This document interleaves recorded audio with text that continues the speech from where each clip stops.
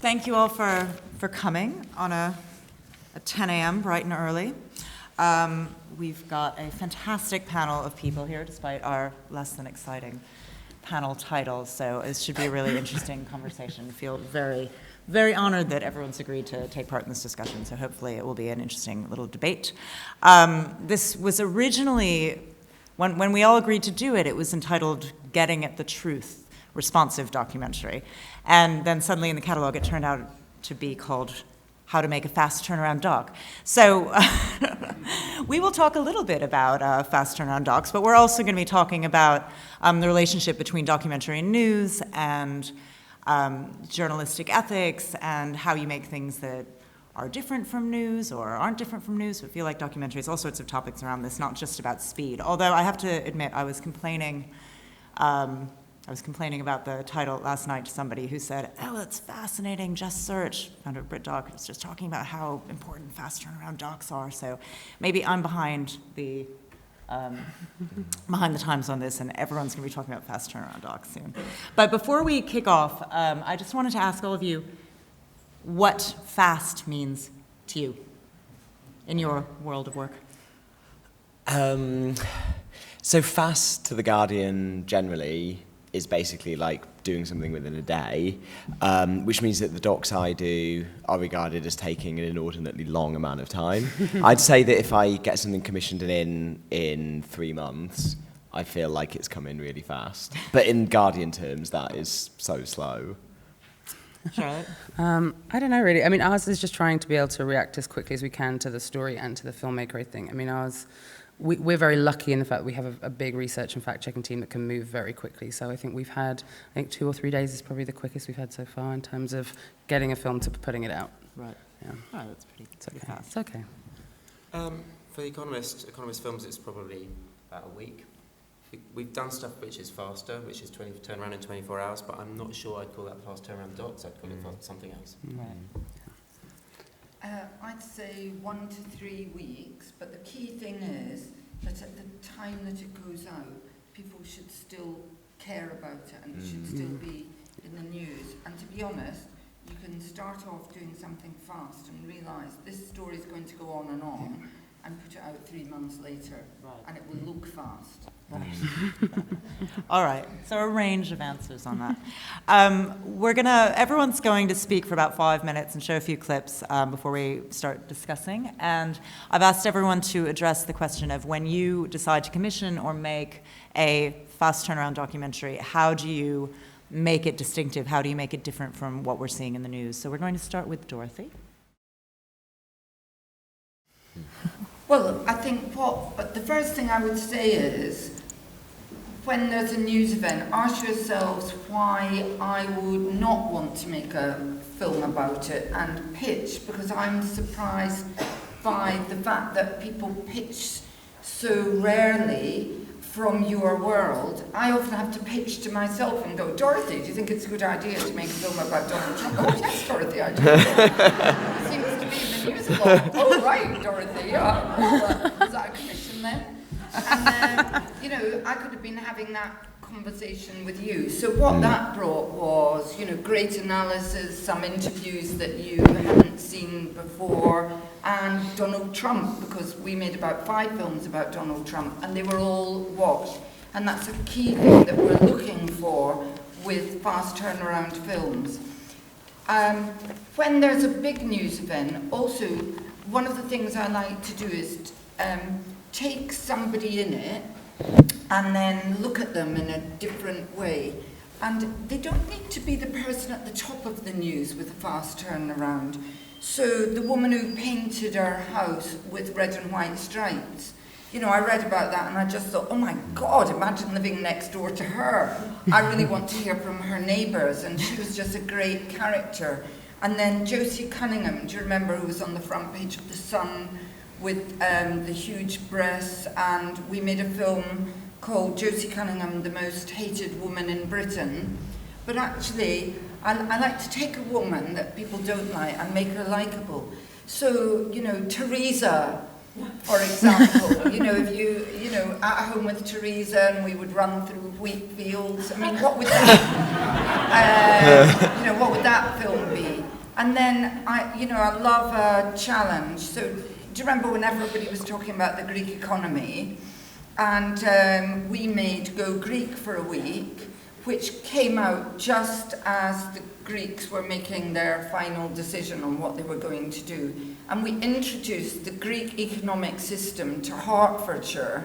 And it was just, it wasn't that loads of people watched that, but it was just so fantastic. You know, the bus driver immediately doubled his pay because all bus drivers in Greece must, by law, get double the pay of the average person.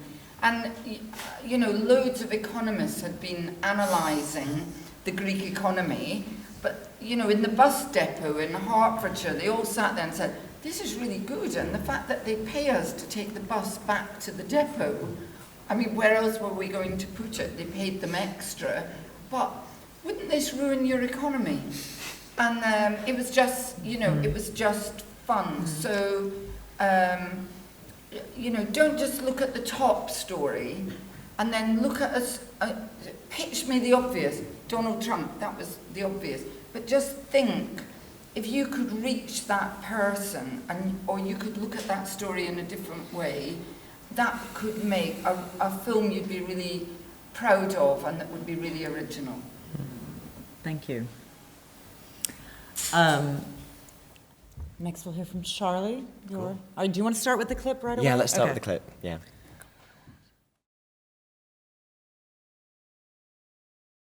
Of course, so this is a clip from a film called The Valley Rebels, which is about this French farmer, Cedric Caroux, who effectively smuggles refugees across the border from Italy and then houses them in France and defies the authorities to prosecute him. He's incredible. And this film went out by our standards, it was relatively fast turnaround.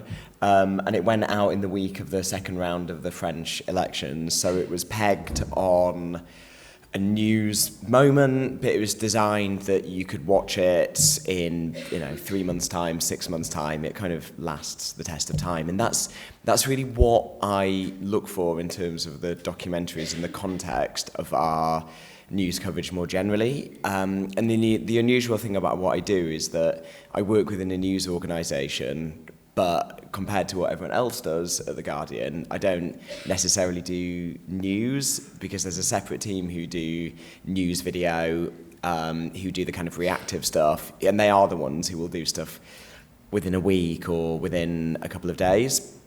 Whereas my role is about bringing in independent filmmakers with access to stories and people and places that our in-house team might struggle to get access to. So that's really what I look for if you're pitching me something that's based around a news hook or based around something that's in the news at the moment. You really need to bring me very clear access that we would struggle to get. Because we've got great people in the team, and pretty much any story in the UK, for example, or certainly any story on the East Coast of America, we could probably send our in-house team to do. So you need to give me something different on top of that. And the same thing really goes for pitching me something on a subject that's being well covered generally by The Guardian at the moment. So with this film, I always knew for a very long time that we'd be doing a lot of stuff around the French elections. And in the same week as this film went out, we had one of our explainers, which is a graphic-led kind of, an explainer, does what it says on the tin, about the French elections. And then we also had one of our reporters on the ground doing a to-camera piece, interviewing people in France and doing more of a kind of traditional news report. And so I needed to make sure that I was doing something that is a kind of different register in terms of how it speaks to the election and how it speaks to France. And that's why, as you hopefully notice, this very much looks like an observational documentary. It doesn't look like a news film. It doesn't, look like a current affairs film.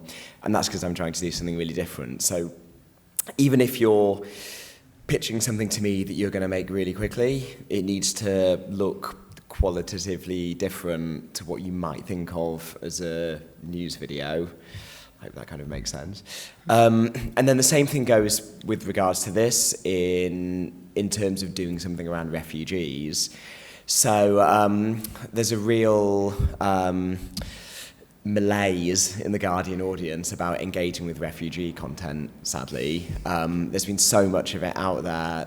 People have seen so much tragic video of people dying at sea, and of course that's really worthwhile, and we do need to see that kind of thing, but we want people to actually watch the films.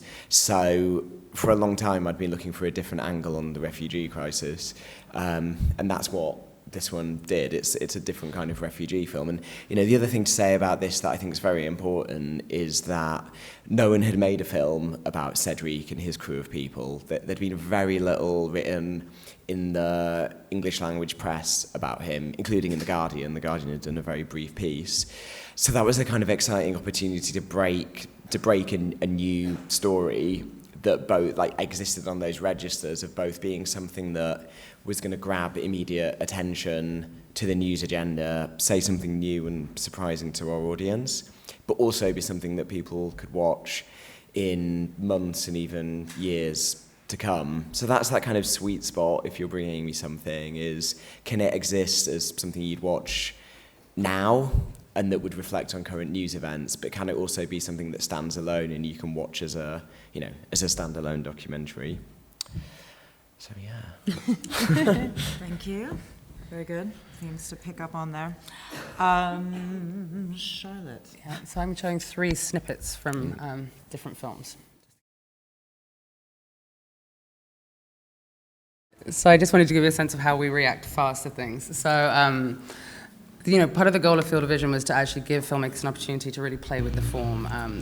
My colleague, Will Bridger, she found that when she'd done films for other places, short films, that she didn't have to commit to any one style. She could try different things in short form. And so that's what we're really trying to do with our filmmakers is say, go and see what you can kind of come to with this. And so for the first one, you saw Trump's lobby. The filmmaker Alex Winter just came to us and was like, I'm fascinated by all these pictures of the lobby and these sinister images of people going up the tower. And so we said, well, why don't you just play around with those images? And that was the one we did extremely fast. Because when you actually compile them all together, it is really a strange thing to look at, is, just this idea of this lift and them all heading up to kind of our doom.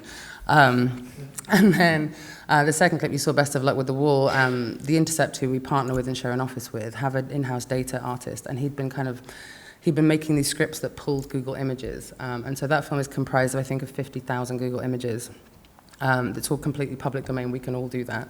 And it was just to show that the border wall is impossible to build. When you actually see it in its entirety as he puts together, it's ridiculous. There's no way you can build that wall. And so we were trying to find a way to really demonstrate that. And then our new president, we just reached out to Maxim Pozdorovkin and said, what is going on in Russia? What is the Russian response to Trump? And he said, they love him. They refer to him as our new president. We were like, that's extremely interesting. That's one perspective we haven't seen yet. And so all of that is footage he found online or through news, and to give you a sense of, one part of Russia and how they're responding to Trump. And so our hope is that, as Charlie was saying, often you get fatigue with certain narratives in the news, and they're things that we should be talking about, and the things that are really important, but you get overwhelmed by the same stories coming at you. And so we're hoping that we can kind of come at them slightly differently, so that the conversation keeps going, so it's still very engaging and different. And working fast isn't necessarily our main goal. It's more to just try and get into that conversation where we can. So some of our films do take a really long time, especially when we're working around access and making sure the filmmaker's making the film they want to. But we just want to make sure that we're available to go really fast if a filmmaker can. And we also talk to a lot of filmmakers who are making feature length, that if something happens, say there's an election during the course of making their film, or there's a story that they really feel needs to go out fast, that we can help them do that. But we don't want to make films that are kind of irrelevant, they're not relevant a minute after they've gone out. We want, as Charlie said, to make sure they're films that do stand the test of time, that could be shown in theatres, that are really contributing to documentary as a whole. So, those are the kinds of things that are important to us when moving quickly, at least. Can I just ask quickly about the last Russia one? Yeah. Did you did he just rip those videos, or did you go Pretty and much. source permissions? And all Yeah, that? pretty much. We fair used the whole thing. And did you need to, did you worry at all about rights? Oh, we worry about rights in general. No, but I mean, yeah. that film, not so much. No, we had that. We had that looked at by several lawyers, and we fair used that. Right. Okay. And the photos were other We people's cleared all photos of that you those. found? Yeah, we cleared all of were- those, okay. yeah. Great, thank you. David? I'm going to be different, show my teeth at the end. So, Brave of you. well, we'll see. It's actually a refugee dying at sea. So, so how do we make fast turnaround docs? My sort of flippant answer to that is we cheat. We don't generally produce films that are highly reactive, responding to stories in the immediate news cycle. And when we do, we cheat by giving our production teams as long a lead-in as possible. I mean, to explain that, I should give a bit more context about where we come from. So Economist Films is really a sort of 174-year-old startup. We've only been in business just over 2 years. We've only been doing fast turnaround content less than a year. But all of our work is essentially reinterpreting a journalistic brand which has an incredibly well-established identity and is hugely trusted. So the real answer to the sort of question was, how do we make our content stand out?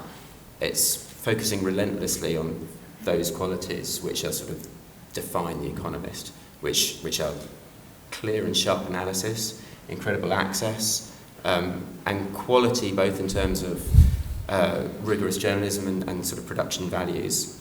So that's easier to conceive when you're making documentaries over 2 to 3 months. Last year we launched what we call Economist Daily Watch, with the ambition to put out original, topical, short films, anything between 2 and 5 minutes, 3 to 5 times a week. So we took the decision then to aim to produce as much of that content as possible, as far in advance as possible. So a bit similar to Charlie, we look at, we do a lot of forward planning to news pegs, and also to stories that we know are going to be recurring. Prescience is probably a key thing for us. It's there in the paper as well.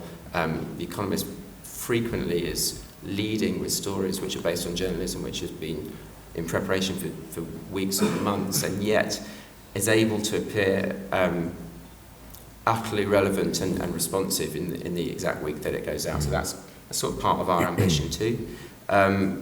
So the clips I want to show is actually three excerpts from a set of films we did last year with our Europe correspondent on board a migrant rescue ship in the Mediterranean. Anything else to say? It's interesting that there were, thank you, 2 migration stories and 2 Trump stories. I think, and you know, Dorothy, you mentioned that you don't get the pitches on the sort of big stories that you think you should, and I'm wondering, sort of, for all of you, we can start with Dorothy. I mean, it's confidence. Well, yeah, I was just going to say. Be confident that, you know, if you think what the broadcaster's thinking, yes, we have 1 hour of news a night, so often we will think, do you know what, we'll devote the whole hour of news to that, so we won't do a fast turnaround. But we're having that debate, and you could be part of that debate, and we're going, well, who's pitched? And if you pitch, you've got as much chance as anybody else. If you know, and maybe you've got a little angle that other people haven't thought about. With the interesting characters that I mentioned, if you've got a bit of an idea of an interesting character or an interesting take, I'll give you a little bit of money to go out very quickly and see if you can get that person to agree to appear. If it's an interesting notion, you know, like go Greek for a week, then I'll say, come in and let's talk about what fun things we can do. You know, like in Greece, being a hairdresser is a dangerous profession. So you have to retire at 56. So let's find a hairdresser and get her to retire, you know. So we'll work with you. And don't assume that we're getting hundreds of people, submitting. And I'm actually one of the few people in TV who reads their emails. So you can actually email me, and I will actually reply in less than a year. It's true, you were the first person to get back about this panel. Well, you might as well just answer and get on with your life. That's what I know. people are told, and it is a good idea. I mean, if you got a Trump or a refugee pitch, would it be like, oh God, another one? Or is there a... We really didn't get many refugee pitches, and I think maybe that's because we were perceived as a largely American based organization. I mean, a lot of the people who pitch us are American. It's something I'm really trying to not stop, but encourage to expand internationally. As the one foreigner on our team, it's really important to me to have other voices being told and other perspectives being told.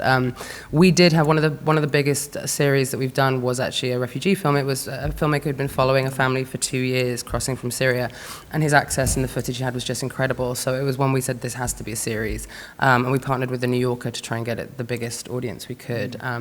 But we didn't. I mean, the second or third film we actually ever published was about the refugee crisis, but that was one we'd approached the filmmaker to make, because we didn't actually get that many, because it wasn't as big of a story as it should have been in the US, and so that was why we actually reached out and said we have to be telling the story. Right, that's interesting.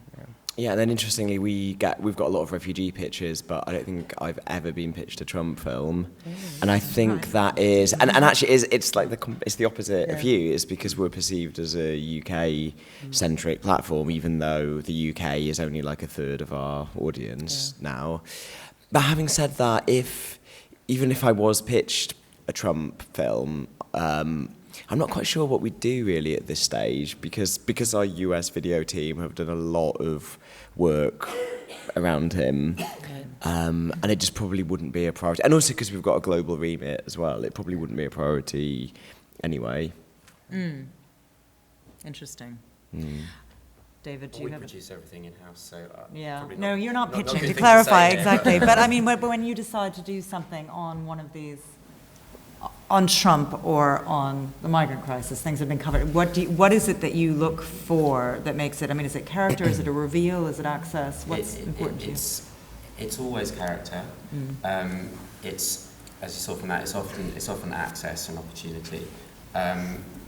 And like Charlie says, we have a global outlook and a global audience, and so it's really looking at stories that they may not be big, universal stories like that, but they're stories from which we can connect you to the broader story behind that, and connecting the dots is very much what Economist does. So.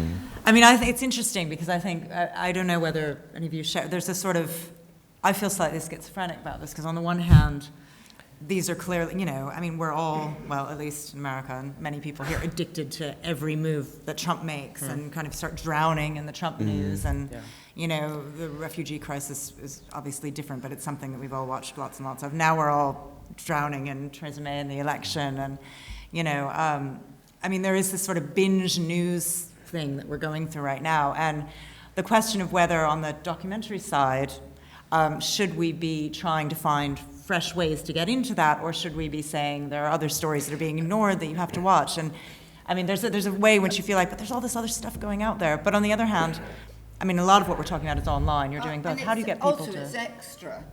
We did extra Trump films, so we didn't stop covering other things. The schedule wanted us to make these films about Trump because they rated. I've done Ivanka Trump now. She actually didn't rate that well. She surprised me.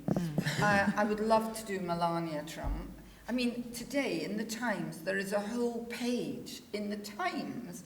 Melania Trump moves back into the White House, and you think, oh my God, they've gone mad. It's not actually a news story. But if you could get in with Melania Trump in some way, I mean, you must have seen fascinating selfies and things that she took that were posted online. you know, Melania Trump, if you pitch me a good idea about that, I mean, that film would just sell everywhere, and nobody is pitched, even in my morning pitching sessions to myself, I haven't come up with a really good Melania Trump idea, so I appeal for one. I think also it's not about, I don't want to speak for everybody, but, you know, we don't really feel like we're chasing the news. I mean, the one thing the documentary provides is context a lot of the time, and also a personal face to a story. And I think that is where, you know, the joy, especially those of us who work online and can contribute fairly quickly, can bring that personal story or can bring extra context, that it doesn't just feel like it's everything that's going on your Facebook feed or everything. It actually lets you stop for a minute and feel the people who are actually experiencing the events that are happening. I would totally agree with that. That's what I see as like the primary remit of what I do, is telling the stories that aren't being told about normal people. And so it's like we get so much news about Trump and about Theresa. Like my whole Twitter feed is basically Trump and Theresa May. There's very little else. And I think it's really important for our global democratic engagement that we're telling other stories.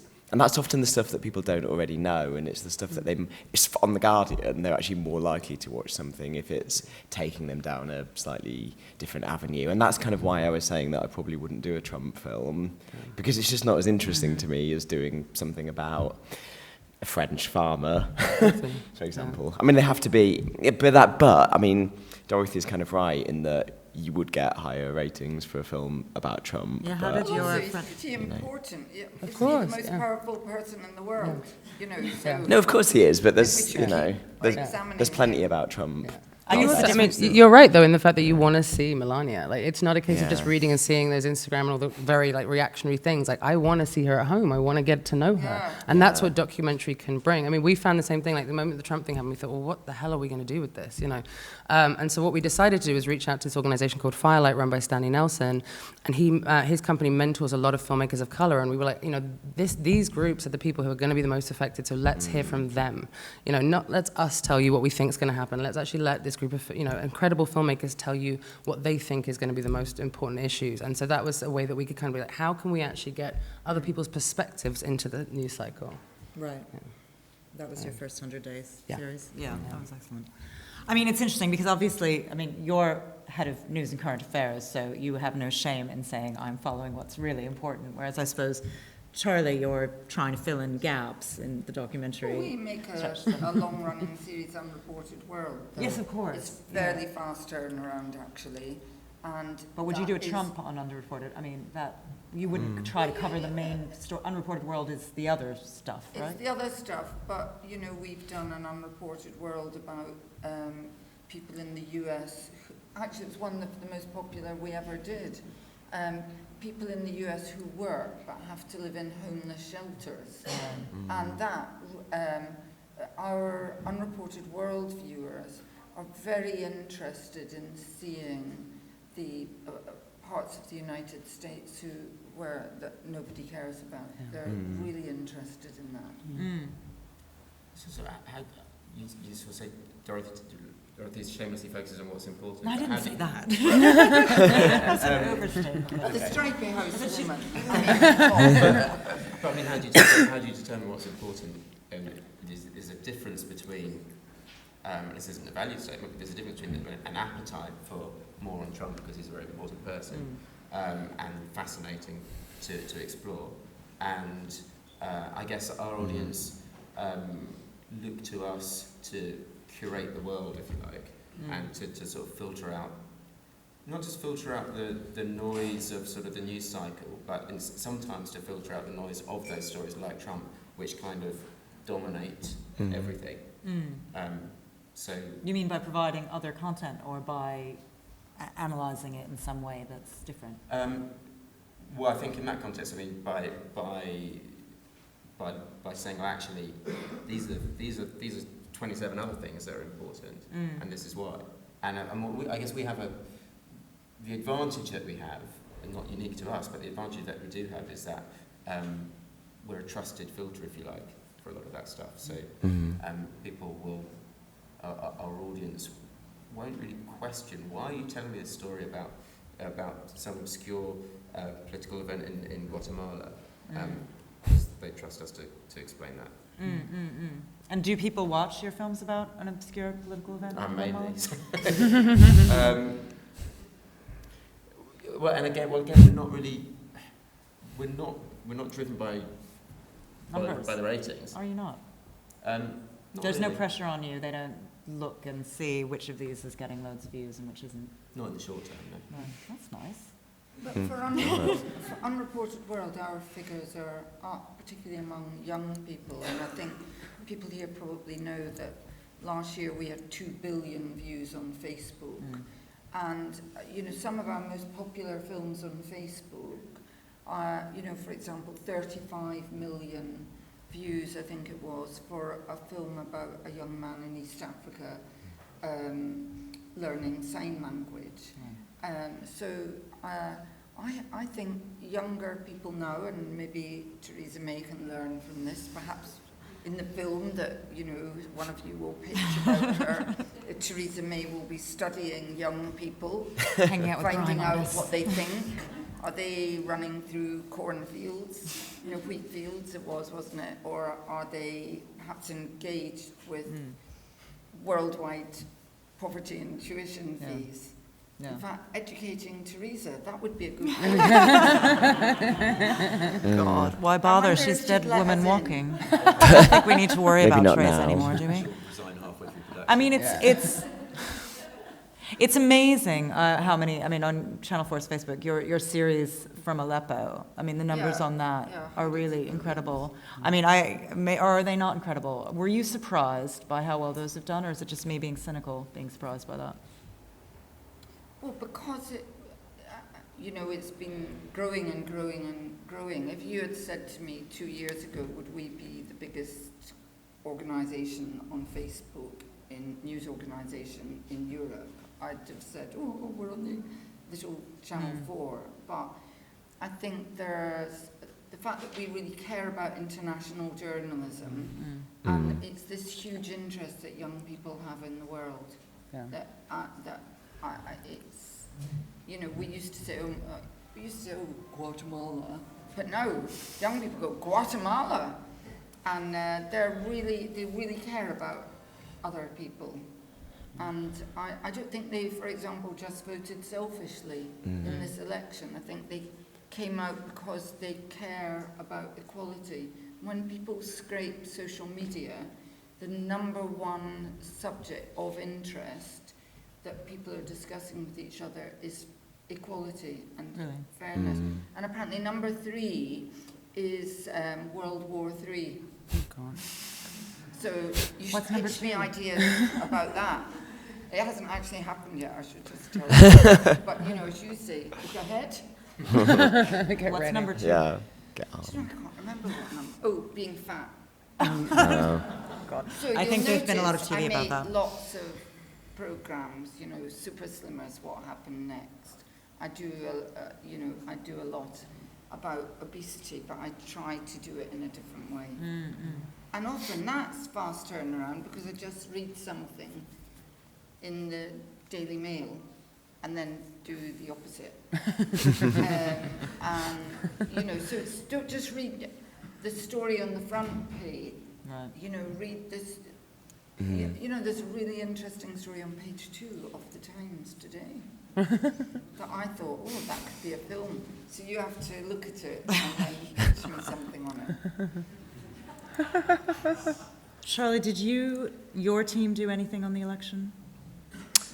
We didn't do a documentary because, like I said, the UK isn't really. I don't really do the But UK. did you just, it wasn't even in the, or did you think we should really be responding in some way, or it was just, this isn't? Not from a documentary point of view, but obviously the news team did Yeah, did loads. loads. And just with returning to the Dorothy's point about Facebook, I've got colleagues who do a strand called Dabs, which are like 2-minute Facebook-specific news videos. They did a lot of really great stuff around the election. They get millions of views, and they're very much targeted towards a young and very aware audience, and you don't necessarily need to be doing stuff that is even directly about the election. It can just be about issues that are feeding into the election, and people get the implication. Right. There was also a set of films that, again, they weren't my films, they were colleagues, but I'm representing the organisation, which had been very long in the gestation, which were 3 films about people living with disability in London. And it was never the plan that they were going to go out in the week before the election. It was just the way it worked out, and they were put out as an afterthought. And actually, they did incredibly well. Someone might have seen, so hopefully some of you have seen one of the films about this person called Alex, who lives in a 3rd-floor flat in London and can't walk, has mental health problems, literally has to crawl up the stairs, crawl through their flat. And that just made the most amazing point about cuts to disability benefits and the cruelty of the Tory government without actually once saying that. Right. And that was, I think that film was 4 minutes. So, although that wasn't one of mine, we do kind of seed stuff to go out on social. I think it brings up another question. I mean, we're at a documentary festival, but we're talking about news. We're all associated with. You're all associated with news organizations, newspapers, in varying ways. How much, and we all know that the news has been massively under attack recently, this question of bias and balance, it's something that, as documentary filmmakers, we're often very free from. You know, we don't want to be preaching, but we don't have to get both sides. We don't have to do the, equal time to different parties to get the BNP on all the time to say the same thing over and over again. But how much does that play into what we you're... have to be truly impartial, but it's not about equal time. That's not what the Ofcom rules say. People often misunderstand it and think it's that. You just have to give due weight. So you have to represent another point of view fairly. And I think, obviously, I support that. You know, we have the right to broadcast into everybody's living rooms and bedrooms now, and therefore we shouldn't just push partial stuff. But also, people get annoyed if they think that they're just being given one point of view, and if they're being told what to think, and they want the different points of view so that they can judge for themselves. So I have to do it under our regulations, but I agree with doing it. But it wouldn't prevent you telling one person's story from one person's point of view, so long as you incorporated the other point of view.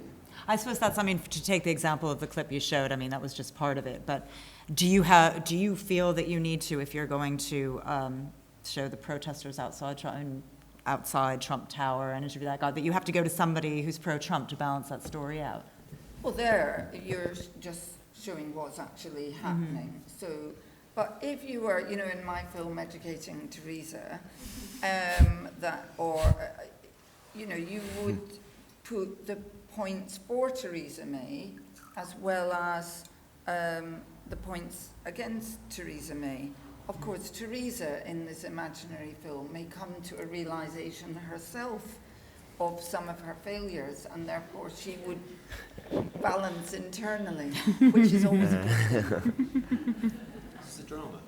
I'm liking it more and more. Yeah, I love it. I don't think anybody would watch it. I don't know. Do you think they would? Well, she came to a revelation. That'd be very exciting. David, how much do you need to get right to replies and all that stuff? I mean, you know, again, for a documentary audience, how different is it being a news organization? Well, it's more about, I think it's more different for us being, coming from a filmmaker's background, from making films for Dorothy, to being online and to sort of to not have, to having to think about those things in a way that the compliance is all there for TV anyway. I mean, I guess we try and guard against bias by, we're data-driven, we're evidence-based, we're comparative, and that sort of underpins sort of our approach. Yeah. I mean, I'm just trying to think, you know, what these people who are attacking the mainstream news media are always saying. So, you know, a sympathetic portrayal of the tragedy that's going on in the votes. I mean, I'm exaggerating slightly, but I'm saying this partly because in my own organization, we're constantly struggling with what this unbiased and balanced means. From Reuters is the ultimate straight news, nothing more to it. And they do profiles, obviously, but this question of, do you get accused, does The Economist get accused of bias? Is that really not something you care about? Do you need to seek out? I think The Economist has generally been accused of bias at some stage by everybody. And it's, and I guess the paper's always been sort of fiercely protective of values, but with no skin in the game, if you like. So, I lost my train of thought. It's all right. So basically, you're trying to make sure. I mean, you're just saying it's straight journalism, and for us, so much of what we do is about the analysis. We don't do breaking news, and so it's a we're approaching things slightly differently anyway. It feels to me. But like your refugee story, I mean, is that analysis or is that just a character story? The film you were showing us. Well, does it have? Yeah, it does. It says we pulled out the story around joy, but and particularly into the third of those films, that opens out from the character of the boat to sort of an analysis of sort of a bigger story. So. Right. And Charlotte, The Intercept's a very unique and field of vision. How do we've talked about this a bit before, but how do you define the kind of journalism you guys are doing? I mean, we don't really worry so much about bias. I mean, both of our organizations get this hurled at us about everything we do. So we try, you kind of can get lost in that a lot of the time. I mean, really, is it journalistically sound? I mean, everything we do is fact-checked extensively, is researched extensively. We can stand behind everything that we say on screen. And I think that's incredibly important. But, a lot of our filmmakers are angry. They have a point of view, and we want to give them an outlet for that. For us, it's making sure that we have a very big variety of voices that are coming through and from a variety of places. And, we are listening to our audience. I love the fact that that's the joy that online brings you, is you actually get to really hear and engage with your audience. So if, someone really thinks we've taken a wrong turn, I think that's really helpful for us. And so we don't, it's the reliability is very, very important to us. The bias thing is less worrying because, a lot of, as much as I didn't show here, but most of our films are verite, so it's people speaking for themselves. It's not really us imposing any viewpoint on people. Right. But occasionally we'll go for something. If we're really pissed off about something, we don't mind just throwing down, seeing what the audience thinks of it. But in the case of the Russian film, that felt like that was one thing we hadn't heard. Is what we're talking about Russia all the time. We never heard from any Russian people. So we often are trying to think in that way of maybe that you could say that was biased, but that is what we found to be the case. So. No, it's a very pro-Trump video. You could read it. That we actually find that online a lot of the time. Is you'll put that in front of an audience and you'll maybe target. It's fun to target things to different countries and see how they respond. That's part of the fun for us. One week we'll say, let's see what if we target it to a Russian audience, what are they going to do? If we target it here, what are they going to do? And a lot of people, Russians love that film. A lot of pro-Trump people love that film. That's kind of the fun of seeing what's going to happen. So. Right. Yeah. And just one more question, then we'll open it up. I saw you nodding with Charlotte, so I'm not going to ask you to answer that. But one thing that I'm also in this sort of, when you do a lot of international stuff, how do you, when you get a pitch or you're working with a team that's, in Africa or far reaches of Asia or something, how do you go about vetting those journalistically when you're working with people you don't know, stories that are far away? I call it a lot of our in-house resources, so there's pretty much always a correspondent in that country or in a nearby country who I can reach out to and literally send them the pitch I've been sent and say, does this check out journalistically? What questions do you think we should be asking? Does this seem like a new story, or is this something that's been reported loads?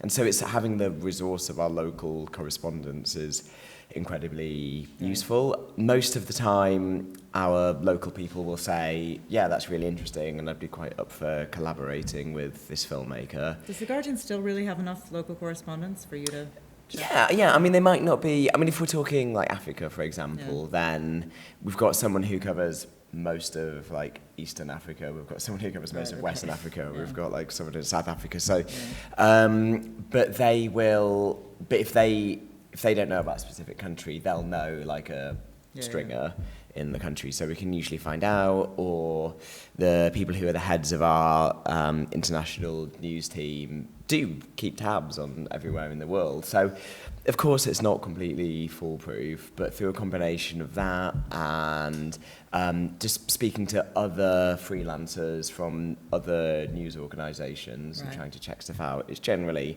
all right. But then it's also about like seeing what the filmmaker's done before, reading their pitch, seeing if it just checks out as a credible idea in and of itself. And I think you get an instinct the more you do this for things that seem fishy and things that seem credible. Yeah, although it can be hard to tell on the other side of the word sometimes. But Yeah, that's why it's exciting. And I know I said I wasn't going to ask you this, but as you were talking, I was just thinking, I mean, does The Guardian, just generally, is The Guardian in these eras of, in this era of, you know, accusations of bias and all that, at all concerned about the left-wing Guardian reader stereotype? I think we feel like we're the most criticised news organisation in the world because we get, and not to feel sorry for ourselves, because we get attacked from both sides consistently. We are clearly, you know, we are Britain's main left-wing newspaper, but there's a difference between our newspaper readership and our global web audience, which is a lot more diverse and a lot more international, and people are coming to our content online who don't necessarily know about the heritage of The Guardian. So we get a lot more criticism from both sides than you might expect. But I think the key thing to say, and this is, you know, very similar to what Charlotte was saying, there's a real difference between our breaking news coverage and our opinion pieces and our freelance contributors, and the documentary strand is flagged as being work made by independent filmmakers. It's made by freelancers. It's not the voice of The Guardian. So, you know, in my mind, these are independent voices, and it's okay if they're coming from a credible, journalistic, independent opinion. But there is an interesting grey area when people consume the films, because they do think it's just coming from The Guardian. And that's so, one of the things I'm really looking at a lot when I'm looking at people's cuts is, what are people going to think The Guardian is saying, and are we going to get shit for, you know, appearing to get behind a radical opinion? So yeah, it was a bit of a balance. Interesting. As the chimes ring, I think it's a signal to Question time. open it up to the floor. So I think, do we have mics in here, or people just, yes, we have a mic. So if you have a question, be brave, be controversial. Yes, thank you. We'll wait for the mic to come to you.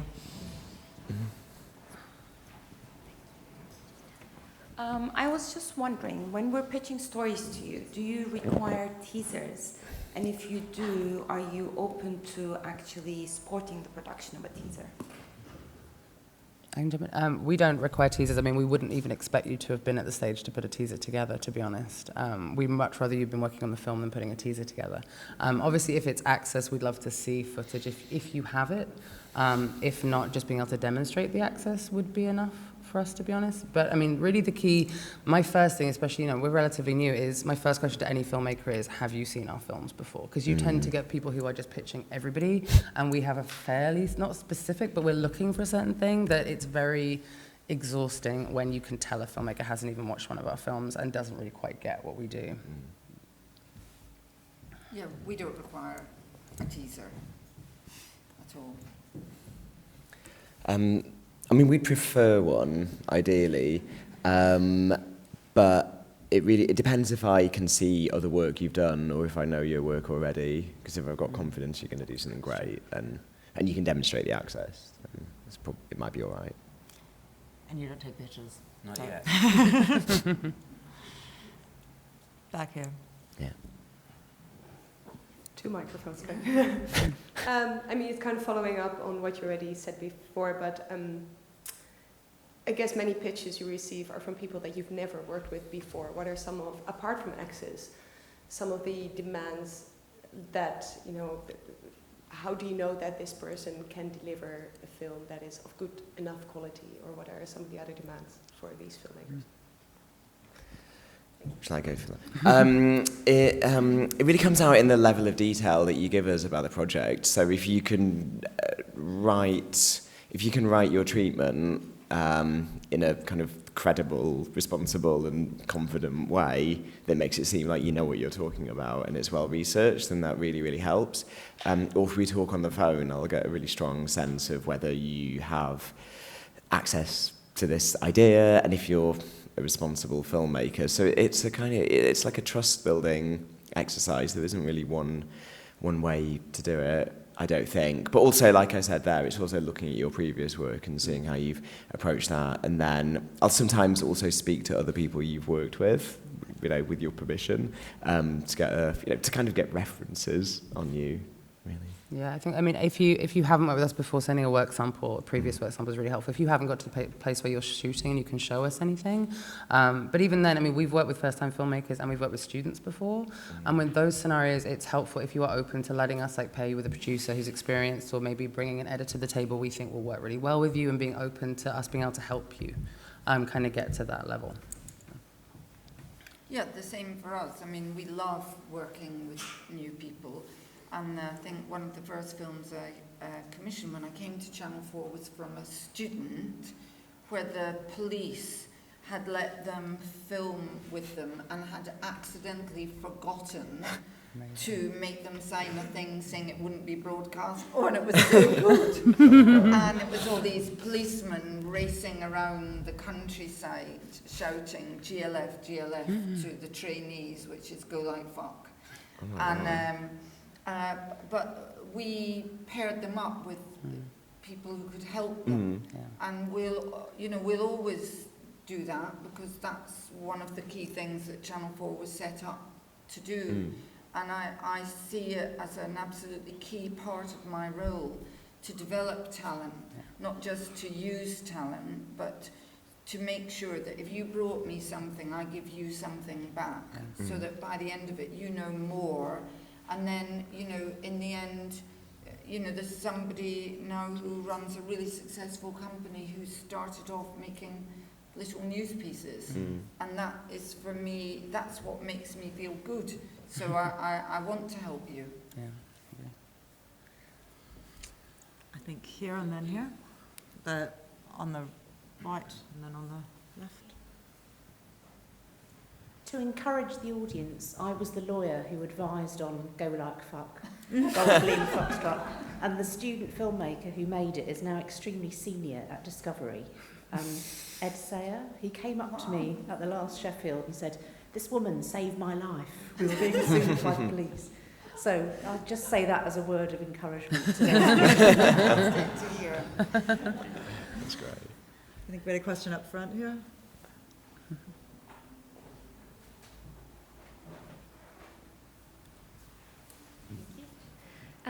So I guess my question is that everybody said that getting unprecedented access is really important, but often if you can get that access, in my experience as a filmmaker, with that comes a lot of trust of the subject.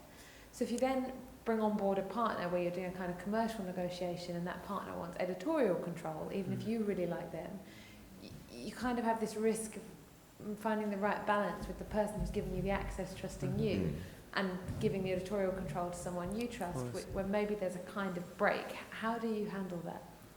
I mean, it should really be a collaboration from the outset, and make sure, I mean, we are very clear about our expectations going in, and we would never want a filmmaker to kind of, I mean, the worst case scenario is when you get to that point where you feel like you're doing wrong by your subject based on our kind of editorial. I mean, that's something we try and avoid. I mean, we haven't really had that happen yet. I don't know if you have, Charlie. I mean, to the point where it's in the terms of like a subject and access, we haven't had that, because usually we've asked a lot of questions up front and made sure everybody's on the same page before we even move forward. Yeah, it would be one of our key questions when we start talking about the film is what is the subject expecting, and what have you agreed with them, and what level of access have they given, and we would never let a subject of a film have right of refusal over the film. If they've signed off for the film, they signed off for the film. But we're a responsible organisation, so we always want to make sure that it's very clear what to your subject and to you what we expect. I mean, actually, for a British broadcaster, only the British broadcaster, in fact, has editorial control. That's how the regulations work. But I would always, sometimes I would even meet the contributor myself. But I think it's important, sometimes you might have quite a detailed letter that they sign to show that they really understand what sort of film they're in and what will be expected. And, you know, I would never betray that trust at all. I think that would be one of the most serious things a person can do. But it can also happen that filmmakers accidentally give undertakings to contributors early on, and we have to say, well, you gave that undertaking and we can't stand by that undertaking, so we can't make the film.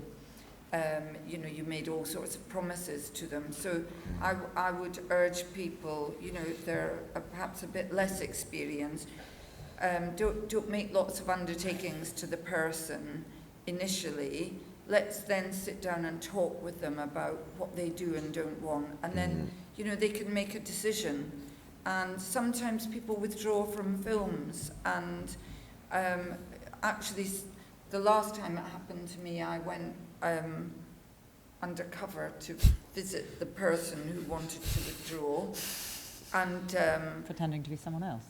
well, I thought I was just coming to the door, but it turned out she had said that I was coming to interview to be her cleaner.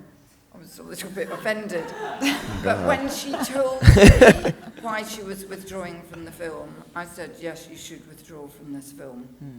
Even though I wanted to break down and cry, you know, I can see that the price you would be paying to stay in the film, even although you signed, you know, I don't quite take your view, even if you signed, if it's really going to destroy your life, it's only TV. So we have to step back occasionally. Yeah, I mean, we would never want anybody to be harmed by a filmmaker. I mean, that's conversations you have with the filmmakers out of the gate, you know. And it's certainly something we think about as we move. There's a massive sense of welfare towards contributors, and especially for platforms like ours, where the films are up there forever and ever, all over the world, and if it's a vulnerable subject, we'll want to make sure that they know that this film is going to be up forever, and they need to have thought about that. Absolutely. Yeah, I used to do compliance for Storyville, which was a fun job. And so it's something that I can't not watch a film and think about those kinds of things these days, sadly. But. Do you guys, that raises a kind of interesting question, well, for me, maybe not for anyone else, but do you have policies on whether you show contributors films before they go out or not? Well, not Donald Trump. If Melania wanted to do a documentary with me, you know, she's not a politician, and they don't have the right to change it except for factual accuracy. Right. But if they're very vulnerable people, and then I would let them see the film so that they would know how they come across in it, and so that they can be ready. Right. But you know, you wouldn't offer that to a politician. Although in educating Teresa, because it wouldn't be a straight current affairs film, I might let Teresa see it. You know, but I wouldn't let her change it. But you know, it'd be great to see her, you know, the men's jobs and the women's jobs as well around the house. Maybe they could, this is the series. Do a pitch session on tourism. You know, TV swaps, and we could see Teresa for a week do men's jobs while he does women's jobs, like run the country. It's taking a weird turn. Yeah.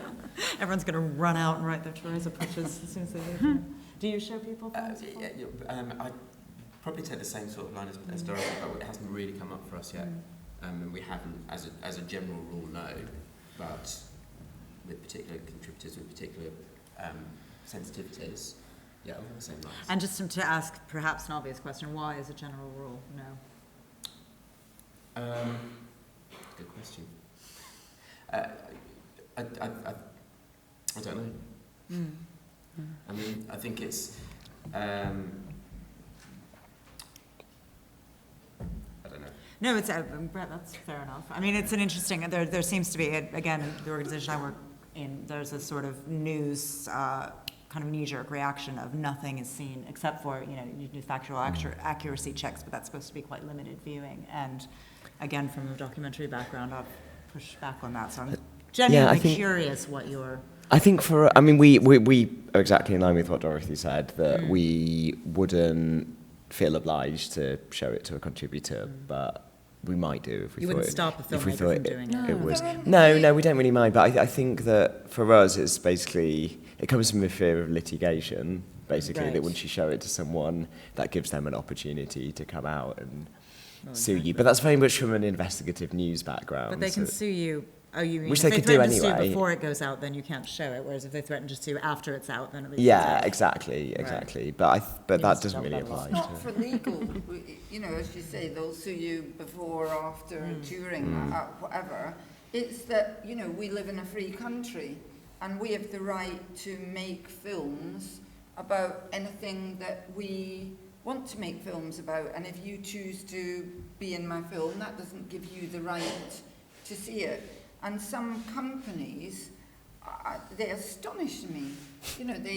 Their press offices write emails saying, which of course I read immediately, saying, we've heard that you're making a film about us, and we want to see it. And why should they see it? I mean, I could say I'd like to come round and look in your house, and